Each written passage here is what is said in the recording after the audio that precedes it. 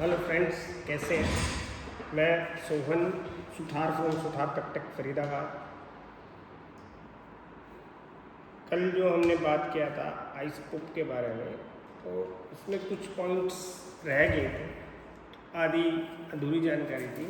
आज हम इन पॉइंट्स पे पूरी चर्चा करेंगे। इसके बारे में मैं आपको बताऊंगा कि आइस पॉप क्या है, कितना पुराना मार्केट है ये, और सबसे पुराना कौन है इस मार्केट में, इधर फरीदाबाद या इंडिया में सबसे पुराना कौन है। हम बात करते हैं सर आइस पॉप की। तो आइस पॉप जो पहले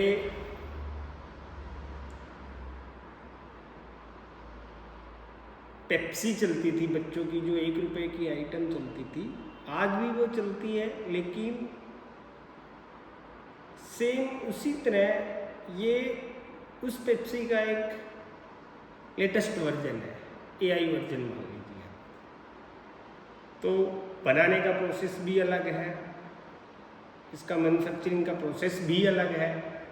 वो पानी चीनी एसेंस घोल के बनता था, ये भी उसी तरह के है, लेकिन इसकी सेल्फ लाइफ इंक्रीज़ करने के लिए कुछ प्रोसेस करने पड़ते हैं। जैसे हमें सब्जी खाने, एक कच्ची सब्जी खाते हैं, एक और हम एक पक्की सब्जी खाते हैं। तो सब जो मेन प्रोसेस है वो है टेस्ट, क्योंकि आप टेस्ट के लिए आप 500 किलोमीटर भी दूर जा सकते हो सिर्फ अपनी टेस्ट के लिए। कई बार क्या होता है कि आपको पराठा बड़ा अच्छा लगता है और वो पराठा बनाता है 100 किलोमीटर दूर। तो जब पुराने यार दोस्त इकट्ठे होते हैं तो वो 100 किलोमीटर भी बड़े नज़दीक लगता है, और वहाँ का टेस्ट का, वहाँ का जायका वो चख के आया रहता है। तो सेम ये भी इसी तरह ही है, पेप्सिकल भी, आइस पॉप भी ये सेम है। इसमें भी बहुत वेरिएंट्स टाइप के फ्लेवर होते हैं।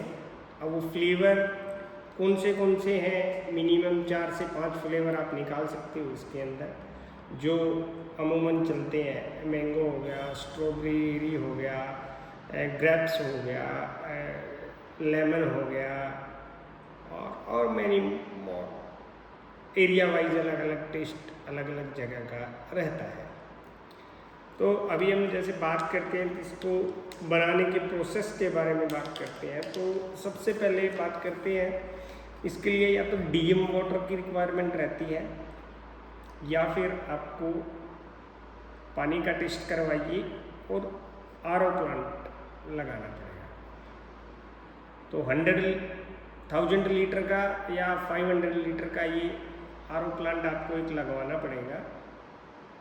उसका जो चेक करने का क्या होता है, वो आपको चेक करवाना पड़ेगा, pH लेवल होता है वो, उसका चेक करवाना पड़ेगा। उसके बाद में आपको 304 के SS के टैंक चाहिएंगे, 3 टैंक, जो शुगर को डिजोल्व करेंगे, मतलब शुगर को घोलने के लिए। RO प्लांट से 500 लीटर पानी लिया, अगर आप 500 लीटर कैपेसिटी का अगर आपके पास प्लांट है, तो 500 लीटर के अंदर आपका 200 kg आपकी चीनी पड़ेगी उसके अंदर। इतना तो है मेरे को ध्यान थोड़ा बहुत, वो मैं आपको बता देता हूँ, पूरा नहीं, पूरा होगा तो वो भी बता देता हूँ मैं।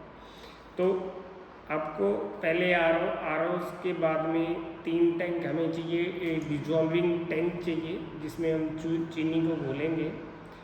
उसके बाद में अब चीनी घुल गई है, लेकिन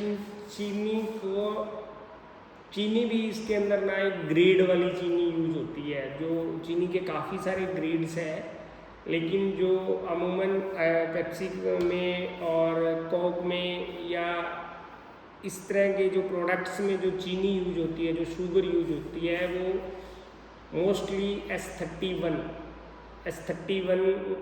शुगर यूज होती है, और SS31 भी शुगर यूज होती है। उसका मिठास का टेस्ट भी अलग होता है और कम में ज़्यादा मीठा होता है।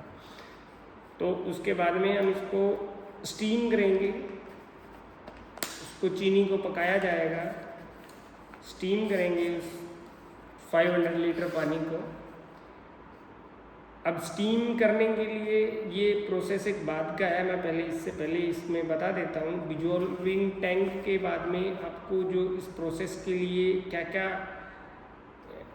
मशीनरीज की रिक्वायरमेंट पड़ती है, तो 3 टैंक वो हो गए, 3 डिजॉल्विंग टैंक हो गए, 2 फिल्ट्रेशन टैंक हो गए, उसके बाद में होमोनाइजर है आपका, फिर पॉस्चराइजेशन है, और एक बॉयलर लगेगा जो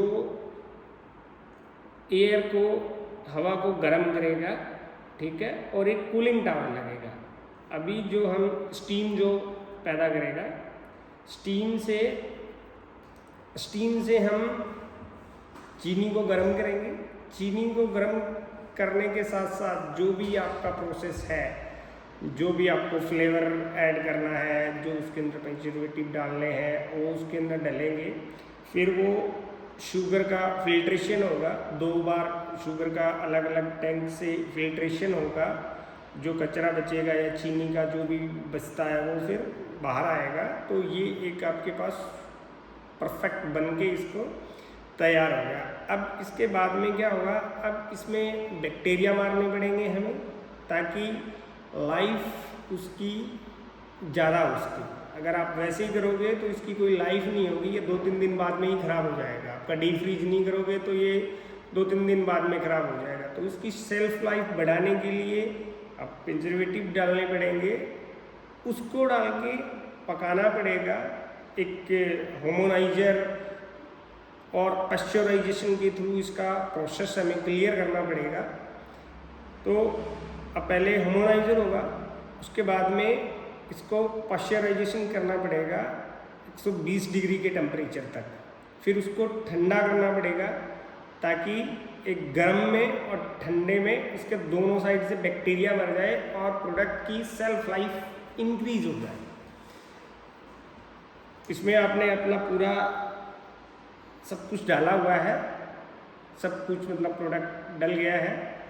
तो अब इसके बाद में बॉयलर का मैंने आपको पहले बताया था। अब बॉयलर की कैपेसिटी भी आपको डिसाइड करना पड़ेगा कि 450 लीटर का लेते हो आप, या 500 लीटर का लेते हो, या 600 लीटर का लेते हो। बॉयलर भी 2 या 3 टाइप के होते हैं। बॉयलर आपका एरिया वाइज डिसाइड होता है कि आपका वुडन फायर वाला बॉयलर लगाना चाहिए। इसकी कॉस्ट सबसे कम आती है वुडन वाले की, क्योंकि लकड़ी अमूमन कहीं भी आपको मिल जाती है, बड़ी कॉस्ट उसकी कम आएगी। इलेक्ट्रिसिटी में आप जाओगे तो बॉयलर का 25 से 30 किलोवाट का बॉयलर का आपका खर्चा आएगा, तो वो काफ़ी हैवी हो जाता है। और डीजल वाला है, डीजल वाला भी आपको सस्ता पड़ता है, वुडन से महंगा पड़ता है, इलेक्ट्रिसिटी से सस्ता पड़ता है।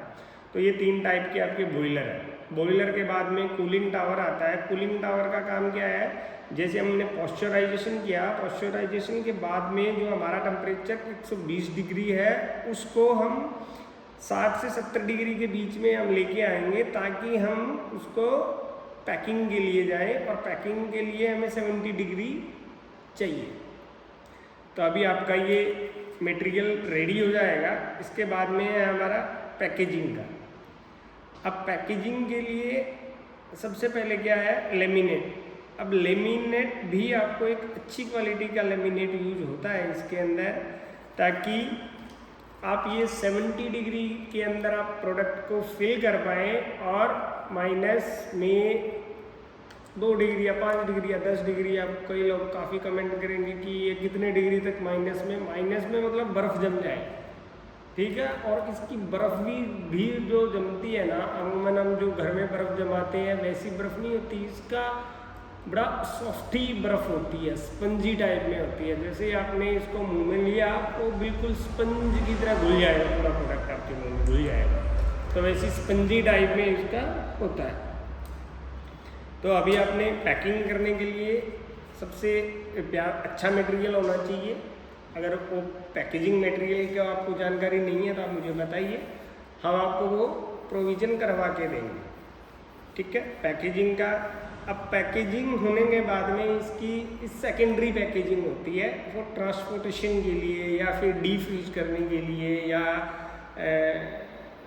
उसको हार्डनर बोलते हैं, हार्डनर में लगाने के लिए। अब एक लगाओगे तो आपको बहुत टाइम जाने वाला, टाइम कंज्यूमिंग है।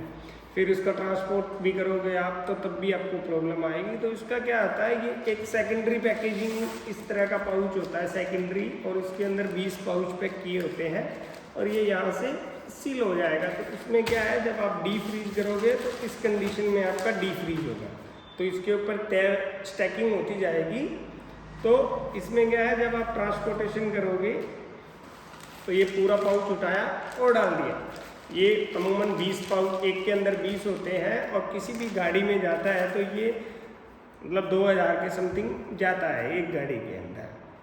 तो आपको ट्रांसपोर्टेशन में इजी रहता है और डी फ्रीज हो जाएगा। उसके बाद में आपका थर्ड पैकेजिंग आता है कार्टन। एक इसके लिए ना एक गाड़ी आती है, उस गाड़ी की भी मैं आपको पिक्चर दिखा दूंगा किस तरह की गाड़ी होती है।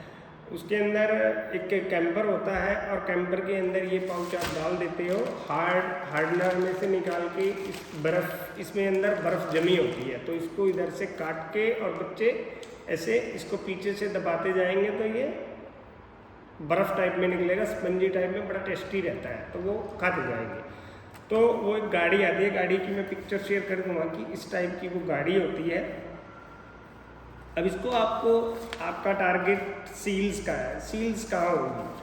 अब इसमें ना 2 टाइप की सेल्स होती है, या तो आप इसका डिस्ट्रीब्यूटर नेटवर्क बनाइए, उसके अंदर क्या रहेगा, जितनी आपकी इस पाउच की, जैसे सपोज करो आप कॉस्ट की बात करते हैं कि इसकी कॉस्टिंग क्या आती है, तो ये 2 टाइप से बनता है। एक आपका सिंथेटिक से बनता है, दूसरा पल्प से बनता है। अगर आप पल्प से बनाओगे, ये 70 ml का पाउच है, इसमें कैटेगरी वाइज में, एरिया वाइज में अलग अलग पैक कर रहे हैं। कोई 5 रुपये का भी दे रहा है 50 ml, कोई 10 रुपये का 70 ml दे रहा है, और कोई 10-20 रुपये का 70 ml दे रहा है। इसके जो सबसे पुराना है वो गुरुग्राम में कंपनी है, कंपनी का नाम नहीं लूँगा, बहुत पुरानी कंपनी है ये, कैनेडियन बेस्ड कंपनी है, और इंडिया के अंदर सबसे पहले वही पप्सिकल का बिजनेस लेके आया। वो 20 साल पुरानी कंपनी है, और बाकी सभी उसी को देख के ही काम कर रहे हैं, वो आइडल उसी को मानते हैं, ठीक है।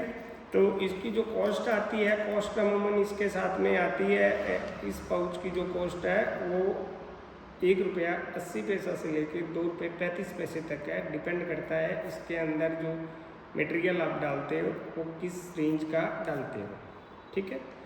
तो इसकी कॉस्टिंग भी आ गई। अब कुछ लोग पूछेंगे कि जी इस पाउच की कॉस्ट क्या आती है। इस पाउच की कॉस्ट 44 mm इसकी विड्थ है और 242-250 इसकी लेंथ है। इसकी जो कॉस्टिंग आ रही है वो कॉस्ट आ रही है 37 पैसा। अब इसमें जो 180 ml का आ रहा है उसका 27 पैसा आ रही है। सब 22 पैसे से 27 पैसे के बीच में इस पाउच की कॉस्टिंग है। पैकेजिंग का, इलेक्ट्रिसिटी का सब कुछ लगा के इसकी कॉस्ट मैंने आपको बताई अप टू ₹2। तो अब आप इसको बेचते हो, सपोज करो 10 रुपये में बेचते हो, आपका कोई डिस्ट्रीब्यूटर नेटवर्क नहीं है और आप खुद मार्केट में करते हो, तो आप अपनी एक अच्छी टीम रखिए, टीम के साथ में वो गाड़ी है और हार्डनर, ये सभी आपको मेंटेन करके रखना पड़ेगा। और उसके बाद में क्या होता है, आप इसको 10 रुपये का बेचते हो, 2 रुपये आपकी कॉस्टिंग है, तो 8 रुपये को डायरेक्ट प्रॉफिट आपका है। उसमें से कितना आप सेल्स पर्सन को दे रहे हो, कितना आप या उनको सैलरी बेस पे रख रहे हो, या फिर उनको सैलरी प्लस कमीशन बेस पे भी रख सकते हो। एक आप डिस्ट्रीब्यूटर नेटवर्क ना बना के आप ऐसे भी आप सेल आउट कर सकते हो। और इसका सबसे अच्छा जो प्लेस है वो बच्चे हैं, ठीक है, स्कूल्स के बच्चे हैं। तो सुबह सुबह का आप सपोज करो 7 बजे से 9 बजे के बीच में जितने भी स्कूल्स हैं वहाँ का रहता है। उसके बाद में आप दूसरी मार्केट दे सकते हो और फिर 1 से 1:30 या 2 बजे तक आप फिर कैप्चर कर सकते हो स्कूल्स के। तो ये बहुत अच्छी एक मार्केट है इसकी, और आप इस तरह से कर सकते हो। इसमें आप सब डिस्ट्रीब्यूटर और ये भी रख के आप काम कर सकते हो। वो आप पे निर्भर करता है कि आपको कैसे इसको सेल आउट करना है। कॉलेजेस है, वो सब कुछ आप कर सकते हो। इसमें प्रॉफिट का मैंने आपको बताया है कि इतने में ये पड़ेगा और आप सेल कितने में करना है, तो वो भी आपको मैंने बताया है। अगर इस पाउच की अगर हम जैसे अभी लेमिनेट की मैं एक बात और बता देता हूँ साथ साथ। लेमिनेट का अगर हम इसको बनाते हैं तो इसके जो जितने ना आपको नंबर ऑफ कलर्स दिख रहे हैं ना, उतने कलर, जितने आपके कलर है उतने टाइप के आपके सिलेंडर्स मैन्युफैक्चरिंग होंगे। सिलेंडर होता है रोटोग्रेवियर। रोटोग्रेवियर में आपको सिलेंडर की वन टाइम कॉस्टिंग देनी पड़ती है। फर्स्ट टाइम आपको सिलेंडर की कॉस्ट देनी पड़ती है, सेकंड टाइम आपको सिर्फ लेमिनेट की कॉस्ट देनी पड़ती है, वो सिलेंडर की कॉस्ट इसमें ऐड नहीं होती है। तो ये आपको मैंने बताया 35 पैसे के लगभग 70 ml का पड़ेगा, 35 या 37 पैसे के लगभग, डिपेंड करता है आप इसमें कितने माइक्रोन का पेपर लेते हैं। तो इस बारे में अगर आपको कोई मोर इन्फॉर्मेशन रह गई है तो आप मेरे को व्हाट्सअप कर सकते हैं 9999171788 पे। और इस आइसपोक का हम पूरा प्लांट इम्प्लीमेंट करते हैं, homogeniser, pasteurisation, dissolving tank, RO system, pasteurisation और packaging machine with packing material. और जो गाड़ी कहाँ से मिलेगी वो भी मैं आपको बता सकता हूँ। तो इस प्रोजेक्ट के बारे में अगर कोई इंटरेस्टेड है तो आप मुझे व्हाट्सअप कर सकते हैं 9999171788 पे, या विजिट कर सकते हो आप www.sutharpactech.com पे।